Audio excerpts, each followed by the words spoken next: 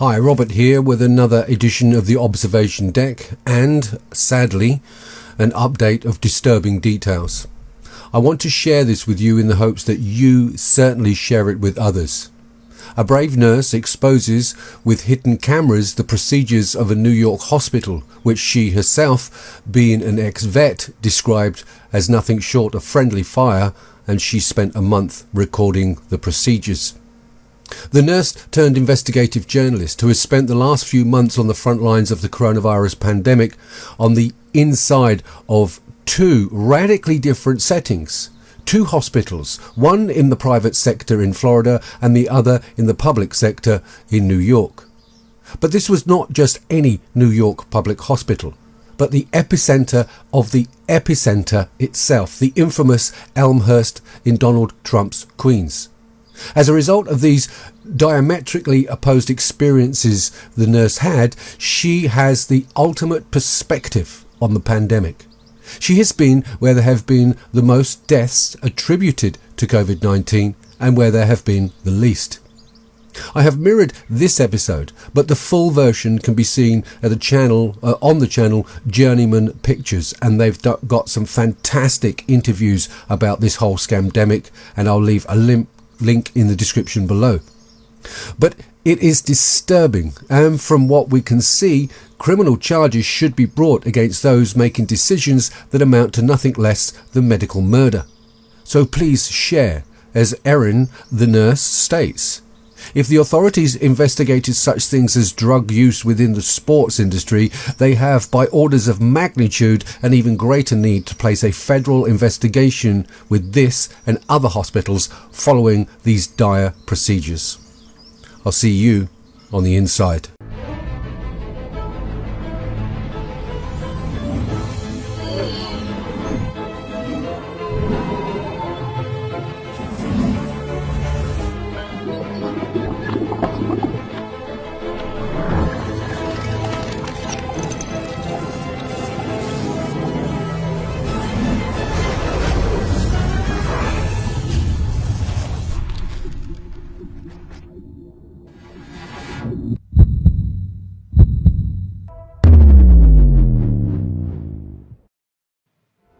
She began by telling us one of her most disturbing findings, that people who had repeatedly tested negative for COVID were being described as COVID confirmed.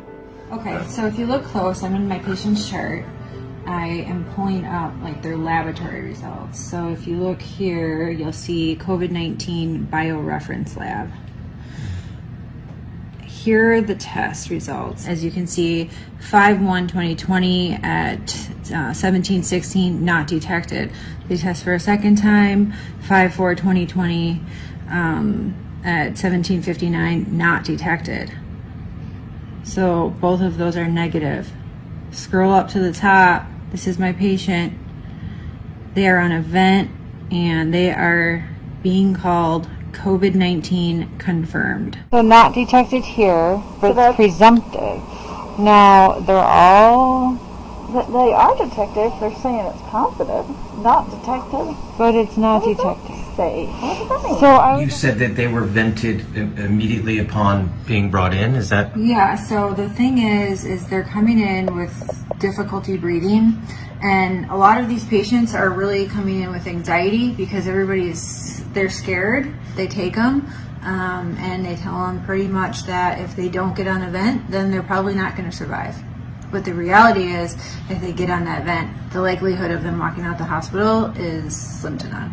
You're saying they're putting non-COVID or COVID rule out with definite COVID patients? Yes. So I was only wondering because I was looking at all the patient rooms and this patient is in with a non-COVID. I don't understand why they're doing that. I know. There's 4 patients in a row here that are on COVID. And this is supposed to be the COVID. Yeah. Because 7th floor, they shut it down. That's right. I'm confused. And then they're going to have non-COVIDs there. Yeah. This is going to be the only COVID, so they shouldn't put any non-COVIDs here. Well, that's what they've been doing. I have that right now happening. And the guy over in... I had 226 that were 2 negatives. And they end up positive. The guy over in 29, I had him upstairs because I was on CCU. before it. Yeah. And he came in with a stroke. I know, that's what 26-1 was, a stroke. And Nothing no to do with COVID. nothing to And do now with- he's got COVID and he's on a vent. Well, because we gave it to him here. Incredible statements there, revelations. People not testing positive, being told, being listed as positive, laying in rooms with people that are all positive, only to be vented as though they're positive and perhaps catch the illness. Once again, you should really check out all the work being done by Journeyman Pictures. Go to their YouTube channel, Journeyman Pictures, to see this expose and many of the other great interviews that they've done around many topics of COVID-19. But I want to say right now, it's absolutely an honor to bring on my next guest, Erin Olszewski, the nurse at the center of this. Man, I gotta say, that takes some real guts to go into, I've actually done it before. I've worn cameras before. You can say that, but when you actually do it, it's very nerve-wracking, isn't it? There's something about it, the idea you might be caught, what am I doing here? But Erin, why? What made you take that step? I just felt that as a nurse, it's my duty to protect my patients. And I couldn't walk away from that being silent. People have a right to know what's going on. And, there were prior medical professionals speaking out about this and being blown off. And I felt that the only way to possibly be able to prove this is with proof, indisputable proof that they cannot take away. And, yes, I risked a lot, but in my opinion, the risk is worth the reward because people around the United States, people around the world have been lied to. Wow. And just so that people understand your background, you are an Iraqi war veteran. You fought for the United States of America in the Iraq War. So you've seen some really bad things out there, I would imagine. My understanding is you weren't a nurse when you were in Iraq, but you were actually a soldier. But did you feel, they've described, especially Elmhurst Hospital, but many of these ERs and hospitals, they describe them as a war zone. Would you say that it fits that description also? If I can honestly be totally transparent, Please. I feel like this is worse because it's almost like friendly fire. People are walking into these hospitals assuming that they're going to be taken care of, and you are literally going to walk in there and you will never walk out. It's worse, and it is destroying, obviously, lives, and it's destroying families. It's destroying our economy. Everything about these numbers that you are hearing across the world, globally, it's a lie. It is based on, it's just based on lies. It's based on bad care. It's based on people being careless. It's based on bad authority. Well, bad decisions. Just based on the video we watched in the beginning, they are manipulating the truth. Tell me about the testing. So a person comes in, they are having, it sounded like some of them had been stroke patients. They give them a test. Can you tell me about the testing? How long does it take to find out if your patient has tested positive or negative? It would take anywhere from 5 to 10 days. Yes. But I went and got tested with an antibody test that I'm pretty sure here in the middle of Austin. I did it for the show. I went and said, let's see how this goes. They gave me my results. I think it was 15 minutes at the most. Do they not have that technology inside of Elmhurst Hospital? No, no, they don't. The technology exists, like you said, but they are not utilizing that. No. So if you come in and we don't even know, where are they putting you while we wait to find out? On the floors, they're putting you inside the hospital facility, and they are mixing COVID and non-COVID, which is creating hospital-acquired infections, nosocomial infections. So they are literally creating the pandemic that way. Unbelievable. Just because this is something we've been reporting on, I remember there was another nurse a few weeks back that spoke out about, I believe, the same hospital. Let's just take a look at what she had to say here. Literally, like, Black lives don't matter here.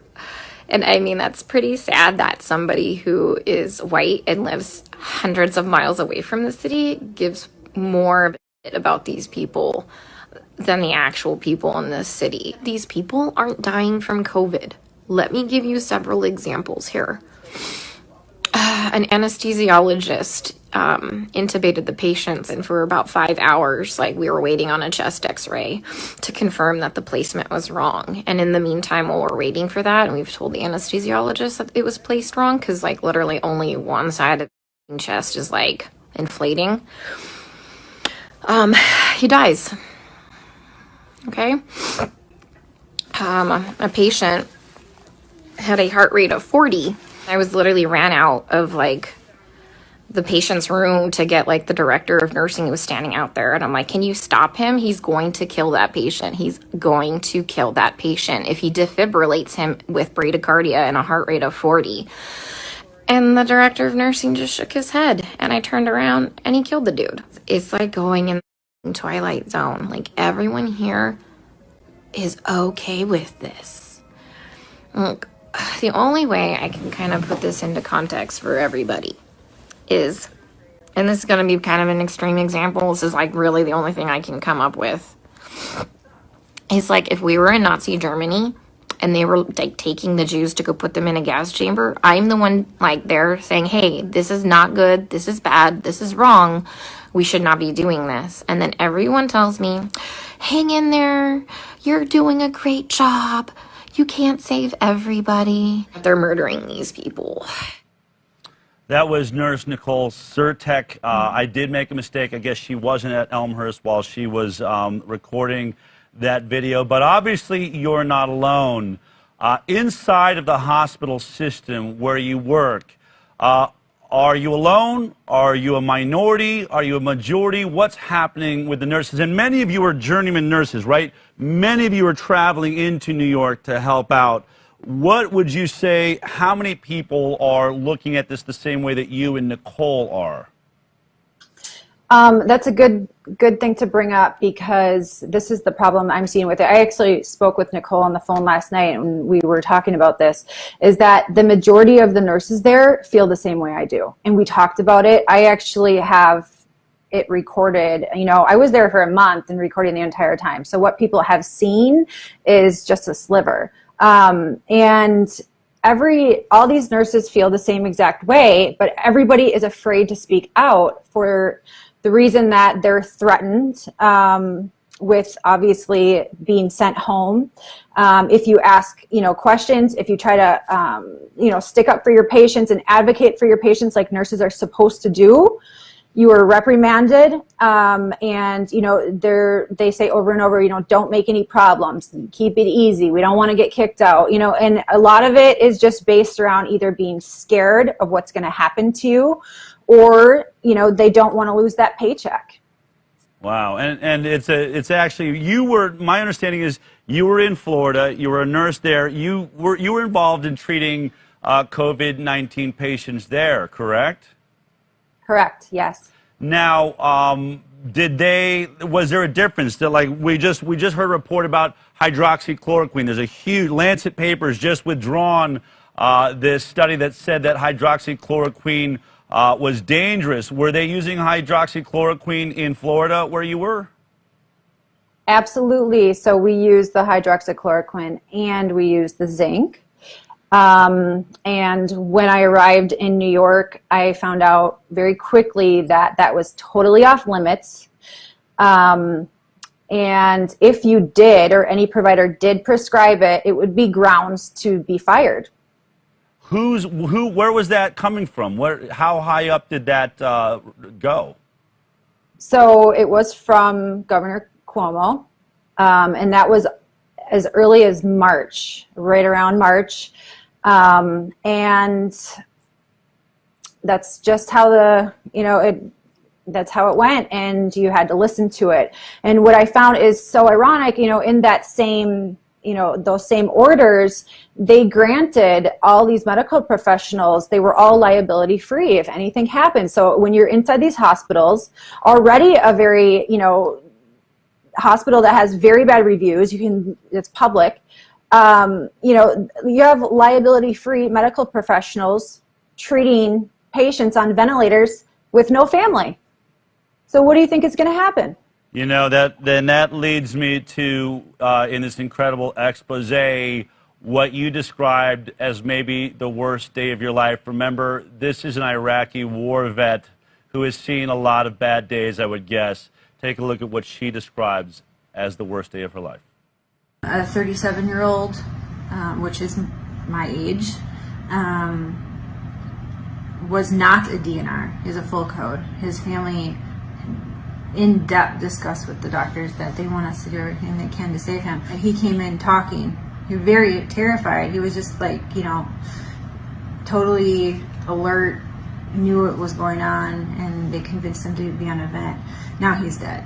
But the doctor said when I got into shift that if he codes, that we are not to resuscitate or try to save him. And we flipped. This is important.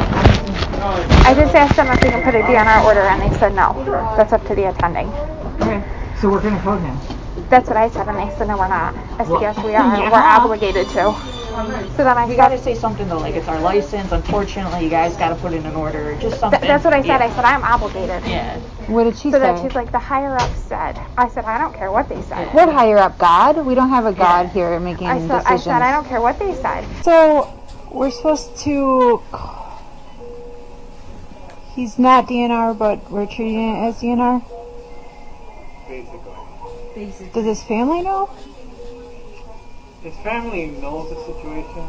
I think they called them and they told them. They were trying to do a school attending consent for DNR. All day he spent like in the 80s saturating.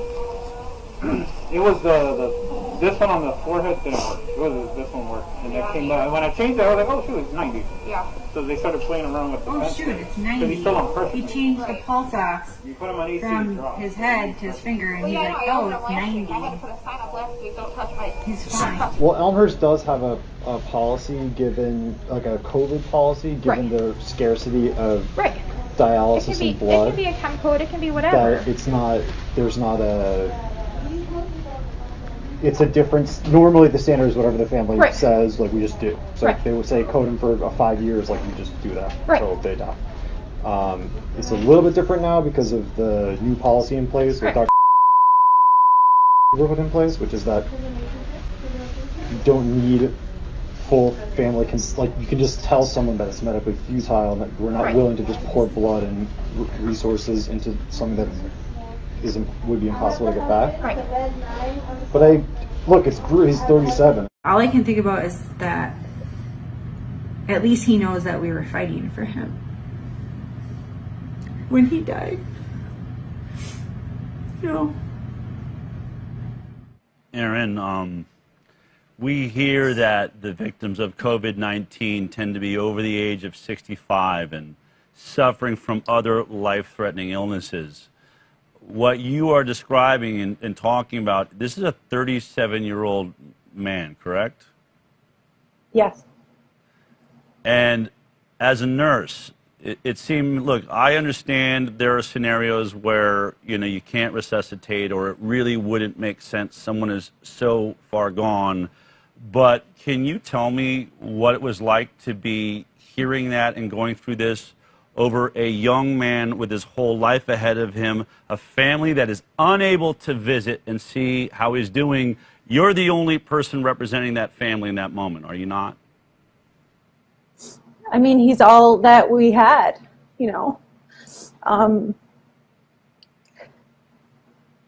He doesn't have a voice otherwise, you know, and like these families are trusting in us to be taking care of them and trust us to do our jobs right. And if they don't have a good nurse, they really don't have a chance at all. And even if they have a good nurse, who's to say the next nurse on the shift or the next doctor on the shift is going to be good too? And it just goes against every single thing that we've ever learned and that we're taught to do as nurses, you know, just to be ethical. And when something's wrong, we have to, you know, speak out about this. Because if we don't do it, then who's going to? And whatever it takes and whatever I have to risk, at least like I know that I'm giving these patients and their families the justice that they deserve. And so be it. Can I ask you, was this gentleman confirmed to be COVID-19 positive? At the end of his life, yes. Hospital acquired. So he got it while he was in the hospital? Yes. If you could get a message to Donald Trump right now, who is having to make decisions, I think obviously, you know, he can speak to Tony Fauci, Debbie Birx, these people that are in, what do you need our leadership to know? What do you want the National Institute of Health to know? What do you want Andrew Cuomo to know? I want them to know that what is happening, and even still, it's still happening. I have friends that are still there. That we need a federal investigation immediately. We need to go there and we need to flip tables over. We need to go through every single chart. We need to contact every single family because a lot of bad stuff has happened. There has been no autopsies allowed. And we just need to go to the absolutely highest power because I am just one person, but I know that there are a lot more people out there that have a lot more power than me. So I am willing to risk everything in order to bring justice, not only to like the patients, and not only to their families, but to the rest of the world, because I know a lot of people have been going through horrible things. It has shut down the economy. It has taken out businesses. It has, you know, torn apart families. There has been a lot of suicide. I mean, there's so many things that this has affected, and nobody will even look at this. And, you know, if they're going to do a federal investigation for the Major League Baseball steroids issue, then I don't see why they wouldn't do one here. Aaron, I know you're going to continue to be a voice now for the voiceless, and I want to thank you for your courage. You, I think, are representing your country in probably the most brave way you have so far in your life. So let me thank you for that from the high wire. Continue to be brave. Let us know in any way that we can support you. Thank you so much for the truth. Thank you. Thank you guys very much for allowing me to scream the truth.